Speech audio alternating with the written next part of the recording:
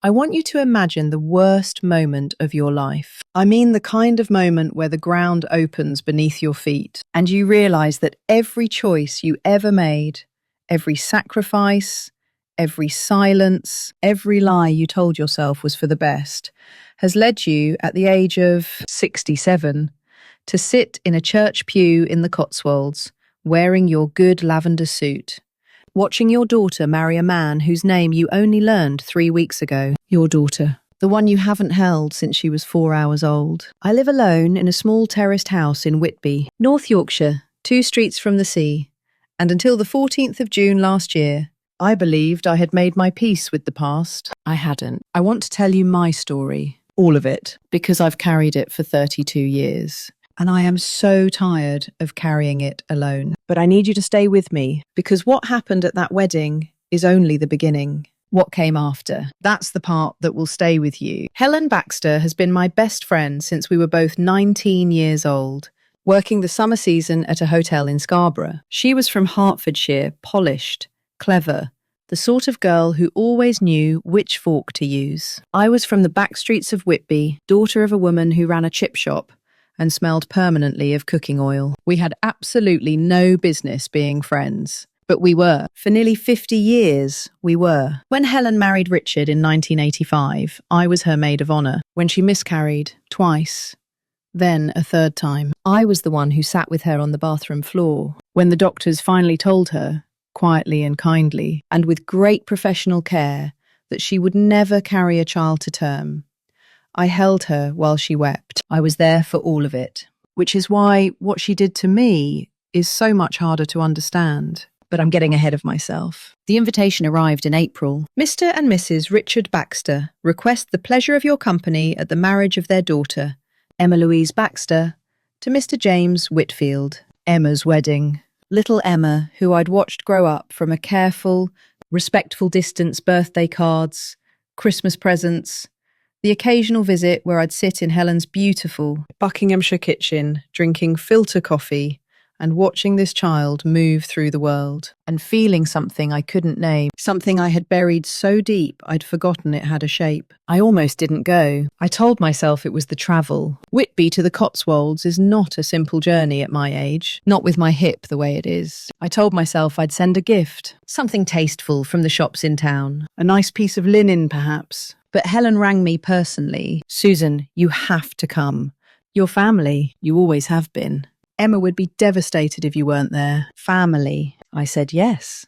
Now, before I go on, I need to tell you something about Helen, because you're going to hear a great deal about her in this story, and I want you to understand who she is before you decide how to feel about her. Helen Baxter is not a villain. She is warm and generous and fiercely loyal to the people she loves. She raises money for the local hospice. She remembers everyone's birthday. When my mother died in 2009, Helen drove 6 hours to Whitby and stayed for a week without being asked. She is also the woman who, on a cold February morning in 1993, sat across a table from a terrified 17-year-old girl and said, very gently, very reasonably, with a cup of tea in her hand, I can give her everything, Susan. Everything you can't. You know that's true, don't you? And the girl, I nodded. Because it was true. That's the part that makes it so complicated. So much of what happened between Helen and me was built on things that were true. The church was beautiful. St. Mary's, a proper old Cotswolds church,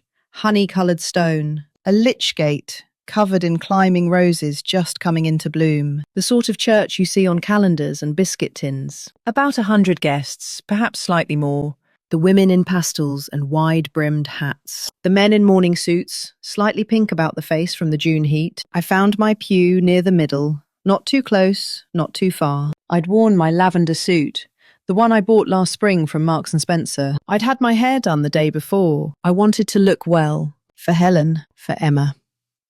The organ began to play. Something classical, I'm not musical enough to tell you what. Richard appeared at the front, taller and greyer than I'd remembered. He was always a decent man, Richard. A bit quiet, the sort who defers to his wife, but decent. He looked proud and slightly tearful, which made me smile. Then the doors at the back of the church opened, and I stopped breathing. I mean that quite literally. I felt the breath leave my body, as though someone had pressed both hands flat against my chest. Emma walked through those doors in a dress of ivory silk, her dark hair pinned up with small white flowers tucked at the side. She was 32 years old. She had her father's height, her biological father's height.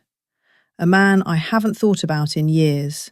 A man who left before he even knew there was anything to leave. And she had Helen's poise, the way Helen had taught her to carry herself. But her eyes, wide set, dark brown, almost amber in certain lights, a slight heaviness to the outer corner, as though they were always on the verge of a thought. My mother's eyes. I gripped the hymn book in my lap so hard I left marks in my palms. The woman beside me, a cousin of Richard's, I think someone I'd never met, leaned over and whispered, "Doesn't she look lovely?" "Yes," I managed. "She does." I watched Emma walk down that aisle toward a man she loved, toward a future she'd planned, toward a life she believed she understood. She passed within 4 feet of me. She didn't look at me. Why would she? I was simply one of her parents' older friends in lavender. She had no idea. She had absolutely no idea. I sat through the ceremony. I stood when everyone stood. I sang All Things Bright and Beautiful from memory, which says something about Church of England primary schools in the 1970s, if nothing else. I watched Emma say her vows in a clear, steady voice. Helen's voice. I'd always thought that particular composure, and I thought, I did this. Not in a proud way, not in a claiming way. I mean it simply as fact. 32 years ago, I made a decision. I told myself it was selfless. I told myself it was love. And here, in this church, in the Cotswolds, on the 14th of June, that decision was sitting 6 rows ahead of me in an ivory silk dress, making promises to the man she loved. The reception was held in a marquee on the grounds of a local manor house. Long trestle tables, wildflowers in jam jars, a string quartet playing quietly in the corner. Prosecco before the meal, a very respectable white burgundy with the salmon. I sat at a table with 4 of Helen and Richard's friends from Buckinghamshire. Pleasant people, the sort who talk about their grandchildren and their gardens, and a recent production of Midsummer Night's Dream at Stratford. I smiled and nodded and ate my salmon and said all the right things. Inside, I was coming apart. Helen caught my eye across the room 3 times during the meal. She held my gaze a fraction of a second longer than normal, and I saw something in her expression I hadn't seen in decades. Not guilt, exactly, more like watchfulness, like a woman waiting to see whether a sleeping thing might wake. And then this is the moment that broke me open entirely. The moment I cannot get out of my head, even now. Emma gave her thank you speech. She was funny and warm, and slightly nervous, which was endearing. She thanked James's family. She thanked her bridesmaids. She thanked the guests for travelling. And then she turned to Richard and Helen, and her composure wobbled, just slightly. And she said, "Mum and Dad, I know I don't say it enough, but I know how much you wanted me. I know how hard you worked to give me this life. I'm so grateful. I'm so proud to be your daughter." Helen pressed her handkerchief to her eyes. Richard put his arm around her. The room made that gentle, collective sound, a warm murmur. 100 people moved at once. I sat perfectly still, with my hands folded in my lap. "I know how much you wanted me." She didn't know. She had no idea how much I had wanted her, too. She didn't know about the 17-year-old girl who had held her for 4 hours and memorized every feature of her face, knowing it had to last a lifetime. She didn't know about the envelope of money on the kitchen table. She didn't know about the promise of silence. She didn't know there was a woman in a lavender suit 3 tables away who had spent 32 years watching from a distance, sending birthday cards she signed with a kiss, driving past. Helen's house sometimes, just once or twice a year, and sitting in the car at the end of the lane, not going in, just watching, just to know she was all right. I left the reception at 9:30. I told Helen I had an early train. She hugged me tightly. Too tightly, perhaps. Over her shoulder, I saw Emma on the dance floor with James, laughing at something, her silk dress catching the fairy lights in the marquee. "You're all right, aren't you?" Helen said into my shoulder. Not a question, entirely. "Of course," I said. I walked to my car in the warm June dark. I sat in the driver's seat for a long time. Around me, the Cotswolds countryside was absolutely quiet. The kind of quiet that amplifies every thought you've been suppressing. Then I reached into my handbag, took out the small notebook I carry everywhere, force of habit, 30 years of nursing, and I wrote 6 words. She has my eyes. She knows nothing.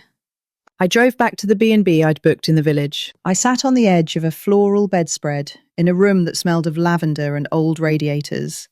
And I thought about a hospital room in Whitby in the autumn of 1993. I thought about the weight of a baby in my arms. I thought about the way she'd opened her eyes, those eyes, and looked up at me with what I then believed was recognition. I thought about Helen's voice. I can give her everything. You know that's true, don't you? Yes, I had known it was true. But there was something else I knew now. Something I hadn't let myself know for 32 years. Something that sitting in that church watching my daughter walk down the aisle had made undeniable. Truth is not the same as justice, and silence is not the same as peace. I went home to Whitby the next morning. I sat at my kitchen table overlooking the grey North Sea, and I began to write a letter. What she said to me that night, and what I agreed to, changed 4 lives forever. I need to tell you something before I go any further. I have never told this story out loud. Not to a therapist, not to a priest, not to the friends I've made over the years who think they know me. The woman they know, Susan Hale,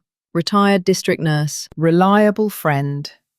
Good in a crisis, she is real. But she is not the whole of me. The whole of me begins in 1993, in a kitchen that smelled of chip fat and damp coats, on a Tuesday night in February, when the wind off the North Sea was so fierce it rattled every window in the house. That was the night Helen Baxter came to my door, and everything started there. But first, you need to understand where I came from, because the decision I made didn't happen in a vacuum. It happened to a specific girl, in a specific place, at a specific moment in her life. And if you don't understand the girl, you won't understand the choice. I was born in 1957 in Whitby, North Yorkshire. If you've never been to Whitby, picture a town that Bram Stoker chose for a reason dramatic.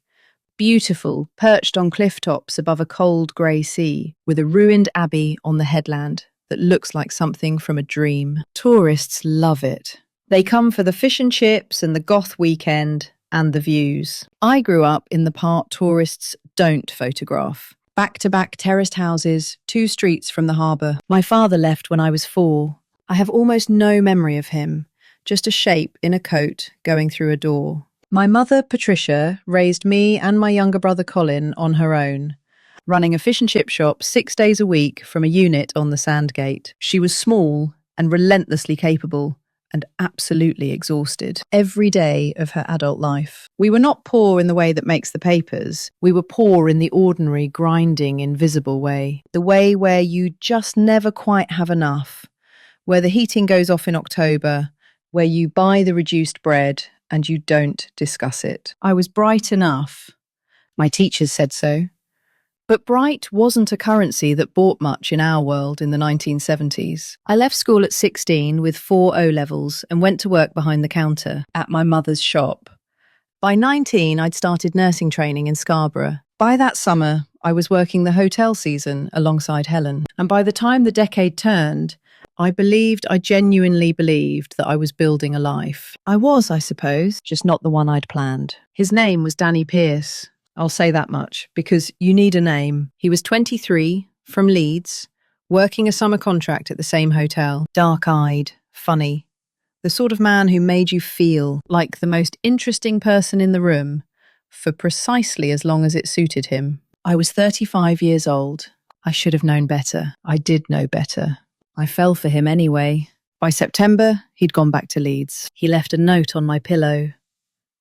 "You're brilliant, Suze. You deserved better than me," which was both accurate and entirely useless. I rang the number he'd given me twice. The second time, a woman answered. I put the phone down and never rang again. I was 6 weeks pregnant when I found out. A Tuesday morning in November 1992, I sat on the bathroom floor for quite a long time. I want to be honest with you about what I felt, because I think Women of our generation, our particular generation, those of us who grew up in the 50s and 60s, were never really given permission to be honest about this. What I felt was not simply fear, though God knows there was fear. What I felt, underneath the fear, was something more complicated.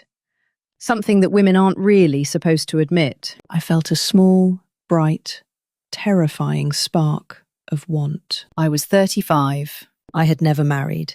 I had work I was proud of, friends I loved, a life that was mine. But somewhere very deep and very private, I had wanted a child. I had folded that want away neatly, the way you fold away an expensive thing you can't afford carefully, so it doesn't crease too badly. And now here it was, only not the way I'd imagined. Not like this. Not alone, at 35, in a flat above a dry cleaner's in Whitby, with £42 in my bank account and a shift starting in 3 hours. I told my mother. That conversation I will not go into fully. I will tell you that she sat down very heavily in her kitchen chair and was quiet for a long time.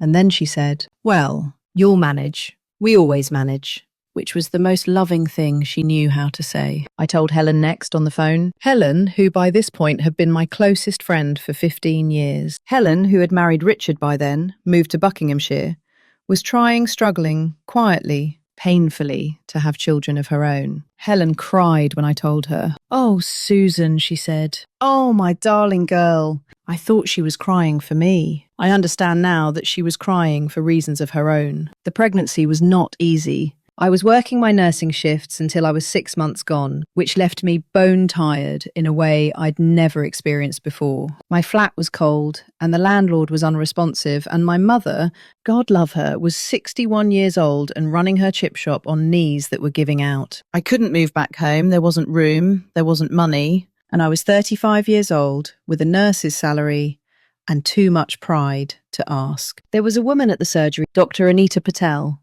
a warm and sensible GP, who became something of a lifeline, who asked me once, very gently, what my plans were. "I'll manage," I said. She looked at me in the way doctors look at you when they're saying something more than the words. "You know," she said, "there are options. There's no shame in exploring them." I thanked her and said I'd think about it. I thought about it every night for 3 months. And then, on a Tuesday in February, 8 months gone, the wind battering every window, my back aching in a way that had become so constant. I'd almost stopped noticing it. There was a knock at my door. Helen. I hadn't known she was coming. No phone call, no warning. She was simply there on my doorstep in a good wool coat, holding a Tupperware container of something she'd baked. Her car parked on the street behind her with the engine still warm. She looked beautiful, Helen. She always did. That particular kind of English beauty that seems to come with good bone structure and good schools, and the confidence of a woman who has never had to worry about whether the heating will be on. "I've been thinking," she said, before I'd even properly closed the door. "Can we talk?" We sat at my kitchen table. Helen had brought a Victoria sponge. She cut 2 neat slices and poured the tea. She'd made herself. Helen always made herself at home. It was one of the things I loved about her. And for a moment, we just sat. Then she began. "I'm going to try to give you this conversation as accurately as I remember it, because the words matter. I have replayed them so many times over 32 years that I believe they are as close to exact as memory can be." "I need to ask you something," Helen said, "and I need you to hear it properly before you react." "Can you do that?" "Go on," I said. "Richard and I have spoken. We've been speaking for weeks, actually, since you told me." She paused. "You know how much we've wanted a child. You know what we've been through." I did know. 3 miscarriages. 1 late. I had held her through all of them. "We want to raise the baby," she said, simply, as though it were a reasonable Tuesday evening suggestion. I stared at her. "I know how it sounds," she continued. "And here is the thing about Helen. Here is what makes her so impossible to be simply angry." At her voice was soft. Her eyes were genuinely full of feeling. She wasn't calculating. She believed what she was saying. "But listen to me, Susan. I know you. I know what you're facing. I know what your mother can help with and what she can't. I know what a nurse's wage is. I know this flat." She looked around my kitchen. The dripping tap I'd reported 3 times, the gap under the back door where the cold came in, the overhead light with 2 of its 4 bulbs gone. I can give her everything, Helen said. A home, a garden, schools, security. Richard adores children, you know that. She would be loved, Susan. Completely and absolutely loved. Helen already knew it was a girl. I'd told her weeks before. I sat with my hands around my mug. Outside, the sea wind was pressing against the windows, like something trying to get in. You're asking me to give you my baby, I said. I'm asking you to let me raise her, Helen said. That's different. Is it? She reached across the table and took my hand. You can be in her life. You can watch her grow. We'd never cut you out entirely. That's not what I want. I want you to be Auntie Susan. I want her to know you in her own way when the time is right. But Susan, and here her voice drop, became very quiet and very firm in the way that Helen's voice always did when she needed you to hear something.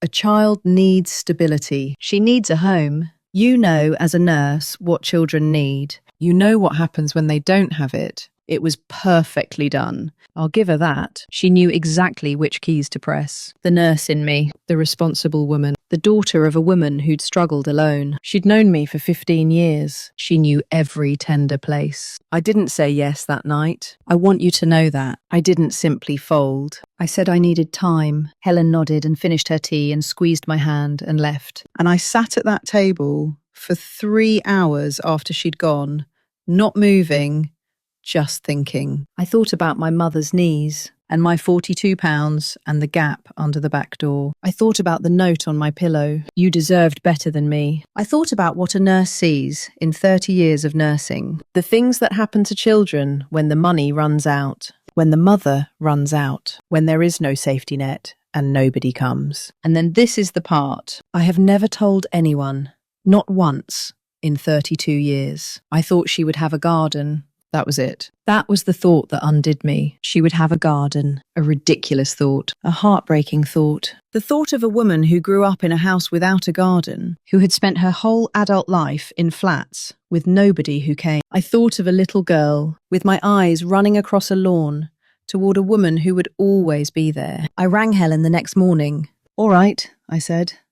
Helen arrived 1 week later. This time she brought Richard, a tall, quiet, decent man who shook my hand and couldn't quite meet my eyes, which told me everything about his conscience that I needed to know. He sat in my kitchen and looked at his hands while Helen did the talking. There was a solicitor involved, a man called Geoffrey Marsh, based in London, whom I never met in person. Documents arrived by post, private arrangement. Everything above board, technically. Helen was careful about that. She and Richard would register as the child's parents. There would be no formal adoption proceeding in the traditional sense. This was 1993. The rules were different, and people like Richard knew people who knew how to manage things quietly. It's the kindest thing, Helen said, for everyone. And then she placed an envelope on the kitchen table between us. She did it quietly, without drama. Simply set it down. For the months you've not been able to work, she said. For your time. I looked at that envelope for a long time. I want you to understand what it felt like. It felt like the moment before you step off a curb, that fraction of a second where you know you're about to commit your weight to something and there'll be no pulling back. It felt like the sound the sea makes just before a wave breaks. That held. Suspended moment of no return. I picked it up. I'm not going to tell you what was inside it. I'll tell you it was enough to clear my debts, pay 3 months' rent in advance, and still leave something over. I'll tell you that in February 1993, for a woman in my position, it felt like a lifeline. I'll tell you that it also felt like what it was, the price of a child. My daughter was born on the 28th of March 1993 at Whitby Memorial Hospital, £6 4 ounces. A small, perfect, furious person who arrived at 3:20 in the morning after 11 hours of labour and announced herself to the world with a cry so loud the midwife actually laughed. I held her for 4 hours. Helen was in the hospital. She'd driven up from Buckinghamshire and was waiting in the family room down the hall. I'd agreed she could come. It had all been agreed. Everything had been agreed. The documents were signed.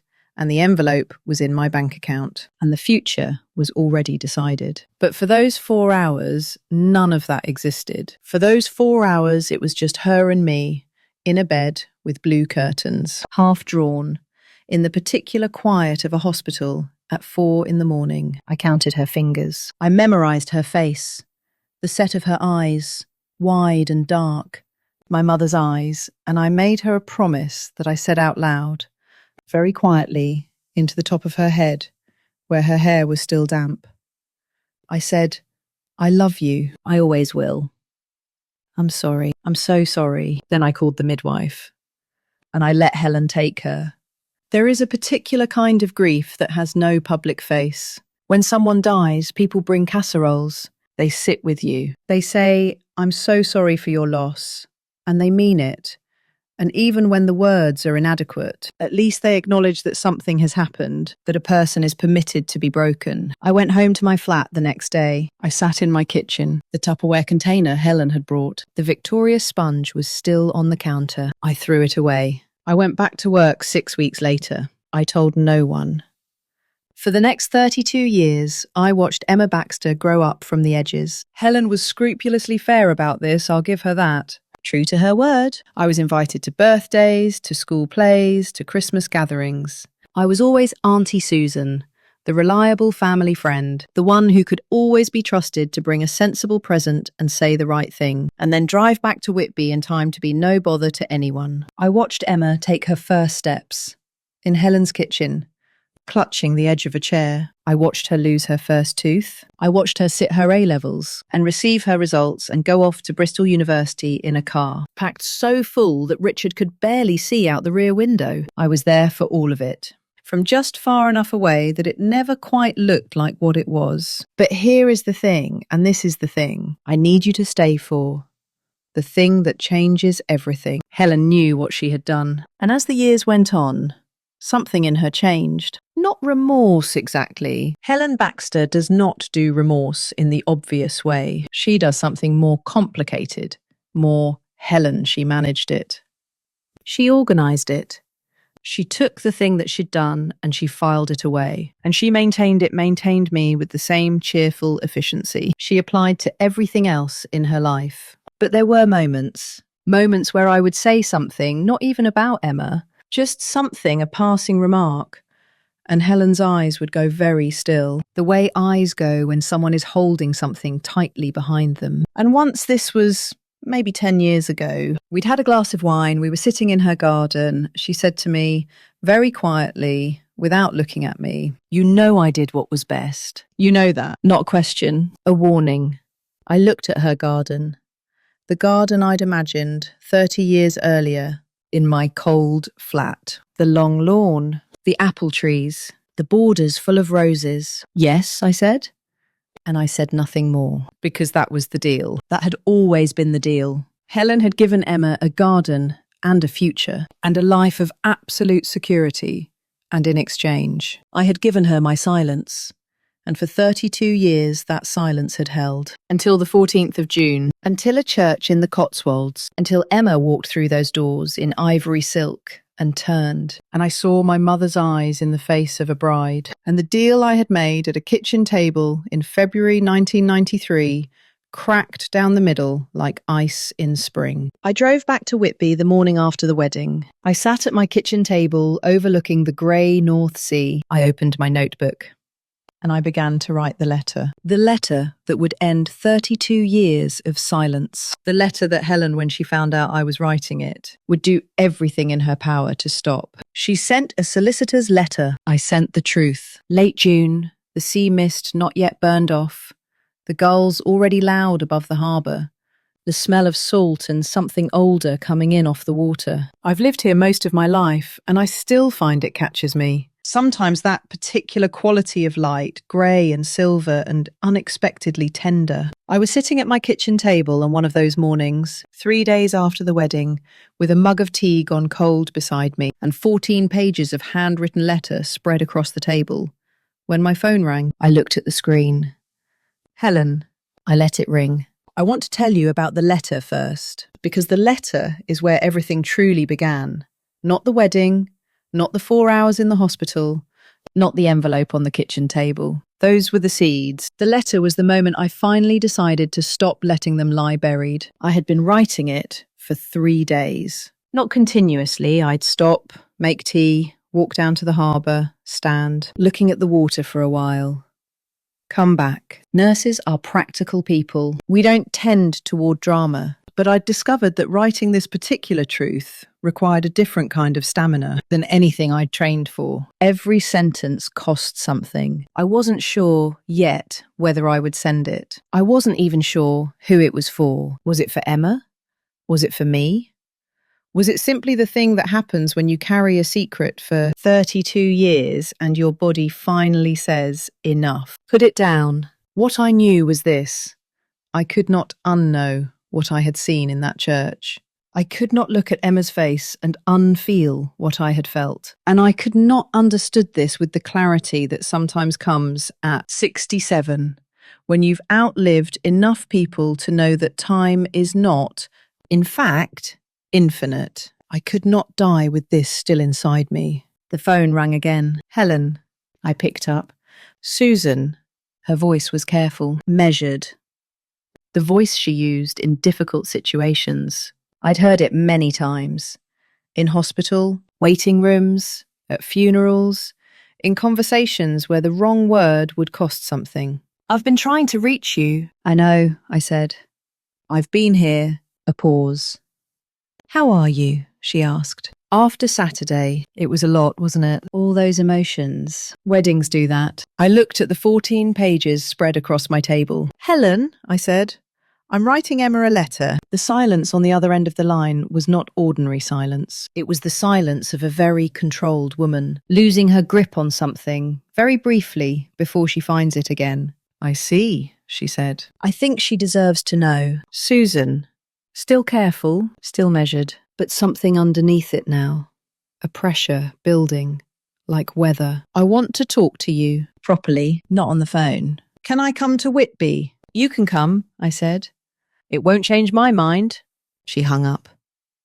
I sat for a moment looking at the cold sea through my kitchen window. Then I picked up my pen and kept writing. She arrived 2 days later. I want to be precise about this because the sequence matters. In the 2 days between Helen's phone call and her arrival, something happened that I didn't know about until much later. Something that was happening in a farmhouse in Oxfordshire, 180 miles away, entirely without my knowledge. Emma had found a photograph. I learned about the photograph from Rosie. Rosie Walsh, now Rosie Cartwright, though she'll always be Walsh to me, has been my friend since 1998, when we were assigned to the same district nursing team in Whitby. She's 12 years younger than me, Welsh, originally, with the particular directness of a woman who grew up in a valley where everybody knew everything about everybody, and found all the English fussing about privacy faintly ridiculous. Rosie is the one person in my life who knew something was wrong with me. Not the details, I hadn't given her those, but she knew the shape of it. She's that kind of friend. The kind who doesn't ask directly but makes you a cup of tea and sits down and waits. And eventually, you say the thing you've been not saying. She rang me the morning after Helen's call.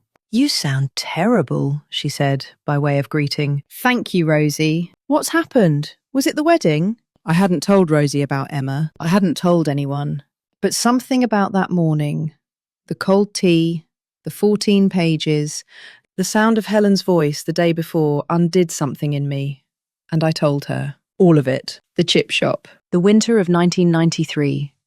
Danny Pierce and his note on the pillow. Helen at the door with her Victoria sponge and her careful words. The envelope. The 4 hours in the hospital. 32 years of birthday cards and Christmas visits and being Auntie Susan from just far enough away. Rosie was quiet for so long when I finished that I thought the call had dropped. Rosie? I'm here, she said. Her voice was different, lower. Susan, I'm coming over. You don't need to. I'm coming over, she said again, in a tone that closed the subject. She was at my door within the hour, with 2 bacon sandwiches and a look on her face that told me she was furious. Not at me, but for me, which is an entirely different and rather wonderful thing. We sat at my kitchen table and she read the letter, all 14 pages. When she finished, she looked up and said, "Send it." I don't know. Send it. She tapped the pages with one finger. Susan, this is her story too. She has a right to it. It will destroy Helen. Helen made choices, Rosie said. Grown woman. Eyes open. She made choices. And now choices have consequences. That's not on you. I thought of Helen's voice on the phone. I want to talk to you. Properly. Helen's coming, I said. Day after tomorrow. Rosie's eyes went very steady. Then you need to be ready. But here is where the photograph comes in. What I didn't know, what Rosie found out 3 weeks later, from a friend who knew Emma's new sister-in-law, was that while I was sitting in Whitby writing my letter, Emma was sitting in her new farmhouse in Oxfordshire, going through a box. Honeymoon photographs, she'd said later. She and James had just come back from 2 weeks in Tuscany, and she was sorting through the wedding gifts and the cards. And she found, in a box Richard had packed for her, full of childhood photographs, the kind of thing fathers do. Sentimental and lovely, a photograph she had never seen before. It was of me, 35 years old, the summer of 1992.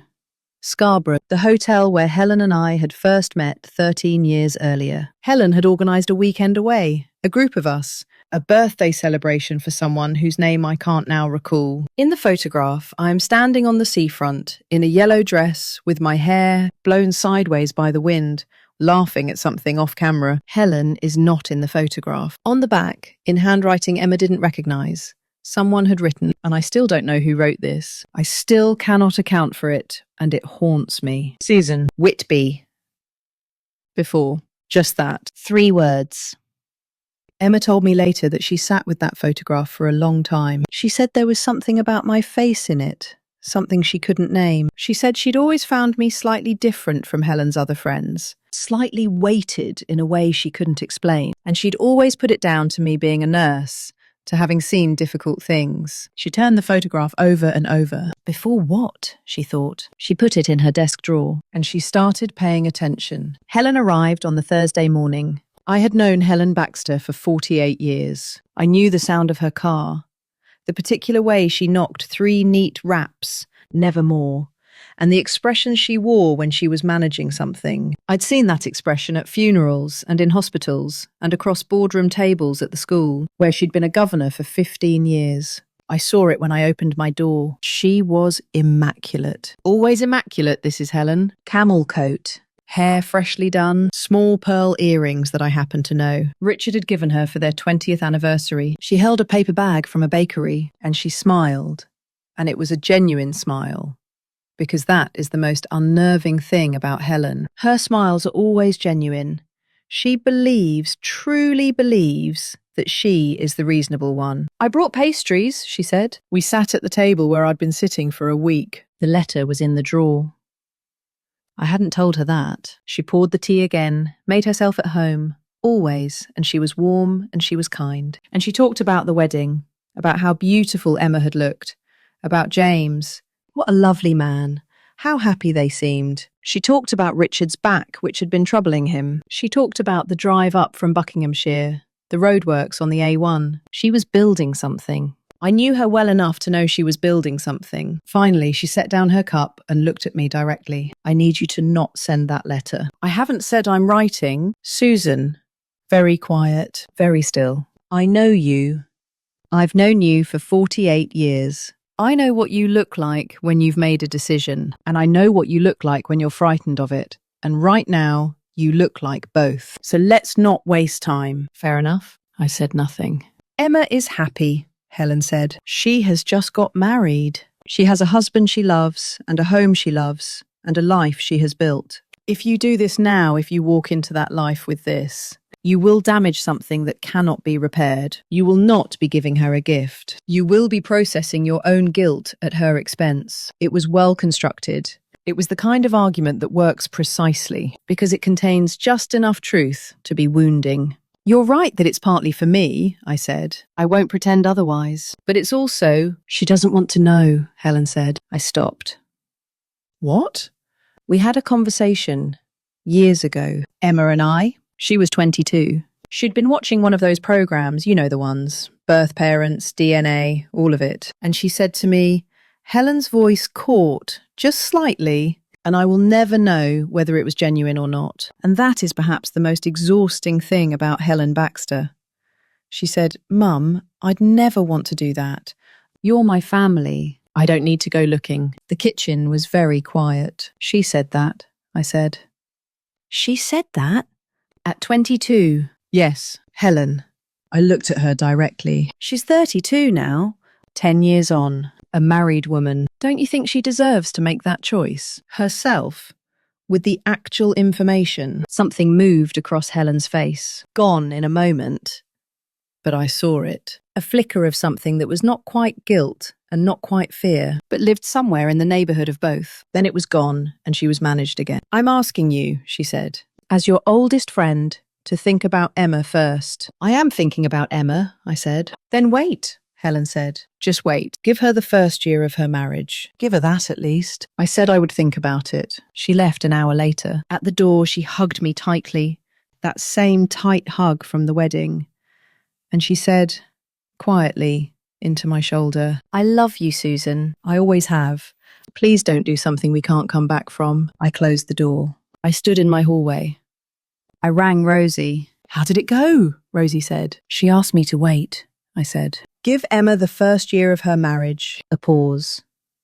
And I nearly agreed. "She's very good." "She's not good," Rosie said, with the precision of a woman who has heard the full story over a kitchen table with bacon sandwiches. "She's practiced. There's a difference." I waited a week. I told myself it was to think. Really, I was frightened not of Helen exactly, but of what came after. The letter was one thing, the consequences were another. I'd spent 32 years keeping something contained, and now I was contemplating opening it, and I was 67 years old, and I was tired, and part of me, the part that still sat at the edge of Helen's Lane in my car, sometimes watching a house where my daughter lived, part of me wondered whether Rosie was right or Helen was right, or whether both of them were right, which is the most exhausting possibility of all. On the 8th day after Helen's visit, my phone rang. Not Helen. An unknown number. I nearly didn't answer. "Hello?" A pause. Then a voice I knew, had always known, in some deep and wordless place, though I'd never heard it directed at me this way. Never heard it uncertain or searching or stripped of its usual composure. "Susan?" "Emma. It's Emma Baxter." A breath. "Whitfield, I suppose now. I'm sorry to ring out of the blue. I got your number from... well, it doesn't matter. I found a photograph." I sat down. "I know this is strange," she said, "and I might be completely wrong, but there's a photograph and it has your name on the back and the word before, and I've been sitting with it for 2 weeks and I can't..." She stopped, collected herself. "Susan, is there something I should know?" I held the phone. Outside my window, the sea moved in its slow, indifferent way. 32 years of silence. 14 pages in a drawer. My mother's eyes in the face of a bride. "Yes," I said. "There is." I heard her breath change. Then, "Will you tell me?" And I said the only honest thing left to say. "If you'll let me, I'd like to tell you in person." Emma was quiet for a moment. Then, "I can come to Whitby." "I'll be here," I said. I rang Rosie the moment the call ended. "She rang me," I said. "Emma rang me." Rosie was quiet for just a moment. Then she said, "Oh, Susan." And the way she said, it contained everything. The 32 years and the letter, and the chip shop, and the 4 hours in a hospital bed, and all of it. All of it. "She's coming," I said. "Right then," Rosie said briskly, because she is Welsh and practical, and knows that the moment for feeling is not always the same as the moment for action. "I'll come over Saturday, help you prepare. You are not doing this alone." I sat for a long time after I put the phone down. Then I opened the drawer. I took out the letter. I read it from the beginning, all 14 pages, in my own handwriting, the accumulated truth of 67 years. And when I reached the end, I added 3 more lines. "I have waited 32 years to tell you this. I am so sorry it has taken so long, but I want you to know that not one day of those 32 years passed without me loving you." I folded it. I put it in an envelope. I wrote Emma's name on the front. That evening, my front door letterbox rattled. Not a knock. Not a ring, just the snap of the letterbox. I found the envelope on my doormat. No stamp. Hand delivered. My name on the front in a handwriting I didn't recognise, formal. Slightly old-fashioned, the copper plate of a certain kind of professional who trained a long time ago. Inside a single page on headed notepaper. Marsh and Partners Solicitors, London. Geoffrey Marsh, the same solicitor who had managed the paperwork in 1993. The man I had never met in person, but whose name had been on every document. I stood in my hallway and read the letter. It informed me, in careful and entirely correct legal language, that any attempt to contact Emma Whitfield, née Baxter, regarding matters pertaining to her birth and parentage, would constitute a breach of the private arrangement entered into in February 1993, the terms of which I had agreed to and signed, and that any such breach could result in legal proceedings. It was signed by Geoffrey Marsh. It was dated the same day as Helen's visit to Whitby. I sat down on my hallway stairs. I couldn't make it to the kitchen, and I read it again. She had done this before she arrived with the pastries. She had sent this letter before she sat at my table and said, "I love you, Susan.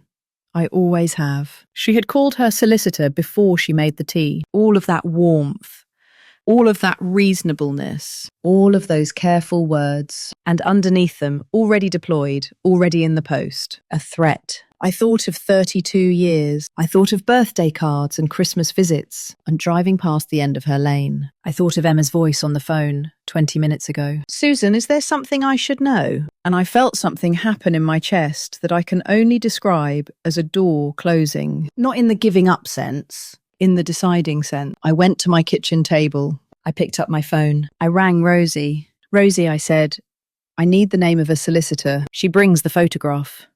She brings questions that 32 years of silence have been damming up. And when Helen discovers that the meeting has happened, that Susan and Emma are sitting at the same kitchen table where the deal was first made, she does something that changes everything. Something that proves that the woman who once said, "I can give her everything," was always, underneath the kindness, giving herself everything first. Emma arrived on a Friday morning in late July. I had cleaned the house twice. I'd bought proper coffee, the kind in a bag, not the instant I usually drink, and put fresh flowers on the kitchen table. Rosie had wanted to be there. I told her no. This had to be just us. I heard the car. I heard the gate. I stood at my kitchen window and watched my daughter walk up my front path for the very first time, and I had to press both hands flat on the counter to keep myself steady. She knocked 3 times. The same knock as Helen. I opened the door. Emma stood on my doorstep in jeans and a light jacket. Dark hair, loose. Those eyes, my mother's eyes. My eyes looking at me with an expression I recognised because I had worn it myself many times in 32 years. The expression of someone who already knows the answer and is terrified of hearing it confirmed. "Hello, Susan," she said. "Come in, love," I said, and my voice didn't break, which I consider one of the greater achievements of my life. We sat at the kitchen table. I poured the coffee. My hands were steady nurse's hands. 30 years of practice, and I was grateful for that at least. Emma placed the photograph on the table between us. Susan, Whitby. Before. I looked at it for a long moment. Yellow dress, Scarborough seafront, 1992. 6 months before everything changed. "Where did you find this?" I asked. "In a box Dad packed for me. Wedding things, childhood photos." She paused. "I don't think he knew it was there. I think Mum put it in years ago and forgot. Or kept it," I thought. Kept it as something. Insurance, perhaps? A reminder to herself of what she'd taken. People do strange things with their guilt. "Emma," I said, "I've written you a letter. I wrote it the week after the wedding. I want you to read it, but I want to tell you the shape of it first. So you're not." "Just tell me," Emma said quietly. "Please." So I told her. I told her everything. The chip shop, Danny Pierce, the February night with the wind off the sea, and Helen at my door with a Victoria sponge, the envelope, the 4 hours. I told her about Auntie Susan driving past the end of the lane, about every birthday card, about standing in the church in my lavender suit and watching her walk down the aisle and feeling the breath leave my body. I talked for a long time. Emma didn't interrupt. She sat with both hands around her coffee mug, and she listened, and her face moved through things I couldn't fully name. Shock, yes, but also something stranger, something almost like recognition, like a woman hearing a piece of music she somehow already knows. When I finished, the kitchen was very quiet. "The woman who raised me," Emma said finally, very carefully, "is my mother." "Yes," I said. "She is. But you, I'm the woman who gave birth to you," I said, "and who has loved you every day since, from a distance, because I agreed to." Emma looked down at the photograph. "Did she pay you?" she asked. The word landed in the room like a stone in water. "Yes," I said. Emma closed her eyes briefly. "I need to ask you something," she said, "and I need you to be completely honest." "That's all I have left to be," I said. "Do you regret it?" I thought about the garden, the lawn, the apple trees in Helen's garden that I had imagined from a cold flat above a dry cleaner's in 1993. I thought about Bristol University and the ivory dress, and James Whitfield's face when Emma walked through those church doors. "I regret the silence," I said. "I do not regret that you had the life you had." Emma was quiet for a long moment. Then she reached into her bag and placed something else on the table, a DNA testing kit, still sealed. "I bought this 3 weeks ago," she said. "I've been carrying it around." She looked at me. "Would you?" I reached across and picked it up. "Yes," I said. "Of course." We posted the kits that same afternoon. Rosie rang while Emma was still there. I let it go to voicemail, and Emma and I sat for another 2 hours just talking. Not about Helen, not yet, just talking. She told me about James, about the farmhouse, about her work as a landscape architect. She designs gardens. I thought and felt something enormous move through me that I had no name for. She asked about nursing, about my mother, her biological grandmother who had died in 2009. At one point she said, "I always found you different from Mum's other friends. I could never work out why." "Could you now?" I asked. She looked at me for a long moment. "You looked at me," she said, "like you were memorizing me." I didn't trust myself to speak. She reached across the table and briefly, gently, covered my hand with hers. She left at 4 o'clock. I stood at my door and watched her walk to her car, and she turned once at the gate, just once, and looked back at me.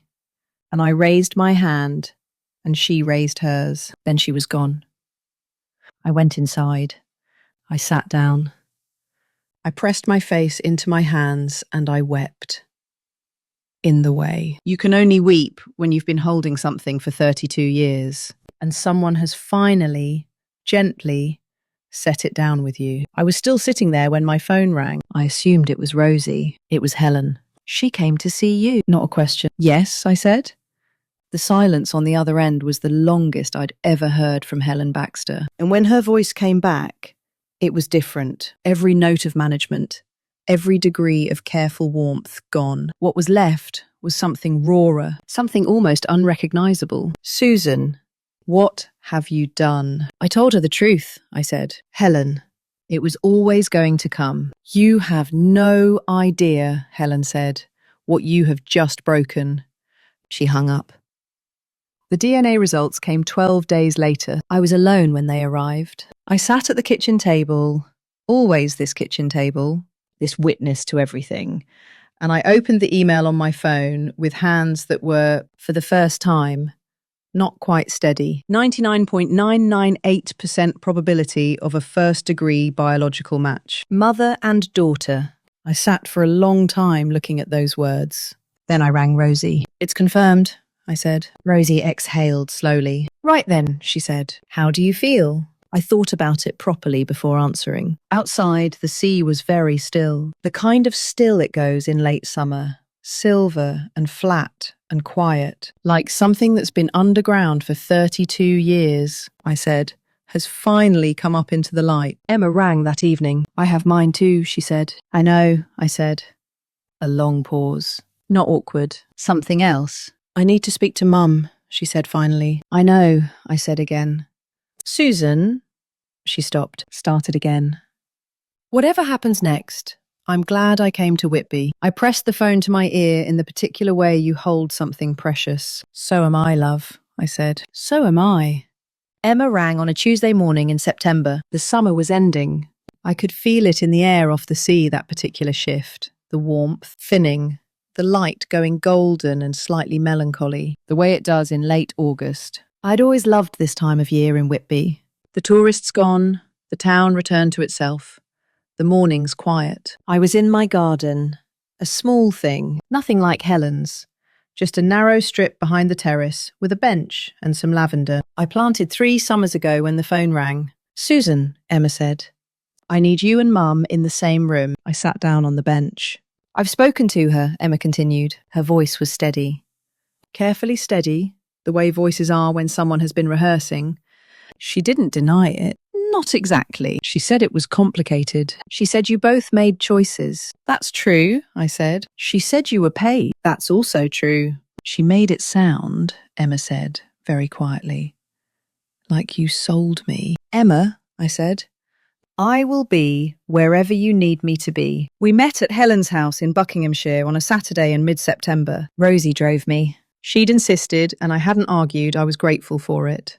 The 2 hours down the A1, with Rosie talking about her grandchildren and her allotment and a television programme, filling the car with ordinary life so that I didn't have too much space to think. At the junction for Tring, she went quiet for a moment, then said, "Whatever she says in there, you remember what you told me about the 4 hours." "I remember," I said. "Hold on to that," Rosie said. "Don't let her take it." She parked at the end of Helen's lane and squeezed my hand once. And I got out of the car and walked up the drive alone. Helen's house was exactly as it had always been. Wisteria on the front, window boxes, the kind of English country house that looks like it was designed to reassure. Everything in its right place, everything tended, everything suggesting that the person inside has life properly under control. Emma opened the door. She looked tired. She'd lost some of the wedding radiance, of course she had, of course. But there was something else in her face now. Something that had replaced it. A new quality, a seriousness, like a woman who has looked directly at a difficult thing and found, to her own surprise, that she didn't look away. "Thank you for coming," she said. "Thank you for asking me," I said. She led me through to the sitting room. Helen was already there. I want to describe this carefully, because I want you to understand what it was to stand in that room. Helen sat in the armchair nearest the fireplace. Her chair. Always her chair. This was her house, and she was on her ground, and she knew it. She was dressed beautifully, as always. She looked, I thought, like a woman who had spent a week preparing for this moment, and was determined to meet it well. She looked at me when I came in. I looked at her. 48 years of friendship in that look. Everything we had been to each other, the hotel in Scarborough, the miscarriages, my mother's death. 100 ordinary Tuesday. Phone calls. A Victoria sponge on a kitchen table in February 1993. "Susan," she said. "Helen," I said. Emma sat between us. She began simply. "I want to understand," she said. "What actually happened? Not the version that protects anyone, the true version." She looked at Helen first. Helen spoke for a long time. And I will say this, she was, as she had always been, genuinely articulate and genuinely feeling. She spoke about the miscarriages. She spoke about desperation, about the particular grief of wanting a child and being unable to have one. She spoke about Susan, about me, with what sounded like real tenderness. "I wanted to give her the best possible life," Helen said. "Everything I did came from love. Love for you, Emma. That was always the centre of it." Emma listened without expression. Then she turned to me, and I thought of Rosie's voice in the car. "Hold on to that. Don't let her take it." I took a breath. "I was 17 years old," I said, when I became pregnant. 35. I'm sorry I was 35. I felt 17. A small, involuntary sound from Emma, not quite a laugh. Not quite a cry. I was alone and frightened, and I genuinely did not know if I could give you what you needed. That was true. That part of what your mother has told you is completely true. I paused. But I also want to say something that nobody has said yet in this room. Helen's eyes went very still. "I wanted you," I said. "I want that on the record, Emma, because I think it matters. Not as a claim on you, please hear me right. You are Helen's daughter. She raised you. She loved you. That's real, and it's yours, and I would never try to take it. But I want you to know that the girl who sat at a kitchen table in Whitby and signed those papers, she wanted you too. She just didn't believe she was enough." The room was very quiet. "Was she right?" Emma asked. Were you not enough? I thought about that, honestly. I think, I said slowly, that I was frightened into believing I wasn't. And I think someone was very skilled at making me believe it. I did not look at Helen when I said it. I didn't need to. Then Emma asked the question that cracked everything open. She turned to Helen, and her voice was very calm, and she said, Mum, when Susan rang you and said she was writing me a letter, before you came to Whitby, you called your solicitor. Helen said nothing. You called Geoffrey Marsh and had a threatening letter sent to Susan's door before you came to see her, while you were still planning to arrive with pastries and tell her you loved her. Still nothing. I need you to explain that to me, Emma said, because I have spent my whole life believing that everything you did, all of it, the arrangement, the money, keeping it secret, I've been trying to believe you did it from love. I need you to help me keep believing that. So please. Her voice cracked, just slightly. She gathered it. Explain to me why a woman acting from love sends a solicitor's letter. The silence went on for a very long time. I watched Helen. I watched the thing that happened in her face, the management, the composure, the lifelong habit of controlling a room. I watched it hold, and then very slowly, like a stone wall in rain, begin to give. I was frightened, Helen said finally. Of what? Emma said. Of losing you. You weren't going to lose me. I didn't know that. Because you never told me the truth. Emma's voice was still quiet, still devastating in its quiet. If you had told me when I was 20, 25, 30, if you had sat me down and said, Emma, there is a woman called Susan Hale in Whitby, and here is the truth about where you came from, I would still have been your daughter. You would not have lost me. You never had to send that letter. You never had to threaten her. Helen pressed her handkerchief to her eyes, and for the first time in 48 years, I felt no instinct to comfort her. You did it, Emma said, to keep control, didn't you? A very long silence. Yes, Helen said. Very small, very quiet. Thank you, Emma said. Thank you for saying that. We sat in that room for another hour. It was not dramatic after that. There were no raised voices, no accusations thrown. We are, all three of us, English women of a certain kind, and English women of a certain kind tend to process even the most seismic things with a great deal of sitting still and drinking tea. Richard brought tea at some point and retreated immediately, wisely, back to whatever room he'd been keeping himself in. Emma asked questions, and we answered them. Some of my answers were things I wasn't proud of. Some of Helen's answers were things that cost her considerably, but they were honest. And in that room, on that September afternoon, there was, underneath the grief and the complexity and the 32 years of silence, something that felt, tentatively, like ground. Like something that could eventually be stood on. I left at 4 o'clock. At the door, Emma hugged me. A proper hug. Not the careful, social hug of Auntie Susan at Christmas, but something different. Something that meant something. She didn't say anything. Neither did I. Some things don't need words. Some things are better held than spoken. I walked back down the drive to where Rosie was waiting at the end of the lane. She'd driven to a nearby village and had apparently spent 2 hours in a pub garden with a book and a glass of wine, which is exactly the right way to wait for a friend. She looked at my face when I got in the car. Well, she said. She told the truth. I said. In the end, Helen told the truth. Rosie nodded slowly. And Emma? I thought about the hug at the door. The question, were you not enough? The way she'd listened, really listened, with that new seriousness in her face. Emma, I said, is going to be all right. Rosie started the car. We drove north, back up the A1, back toward Yorkshire, back toward the sea. 3 weeks later, on a grey October morning, Emma came to Whitby, not to talk about the past, not to process or untangle or negotiate. She simply came, texted the day before, "Is it all right if I come Saturday?" And she arrived at 10 o'clock. And I took her to the harbour, and we had fish and chips from a paper wrapper sitting on a bench above the water, which is the correct and only way to eat fish and chips in Whitby. And we watched the boats and talked about her garden designs and my lavender, and a television programme we'd both apparently been watching. At one point she said, "I used to love coming to Whitby as a child.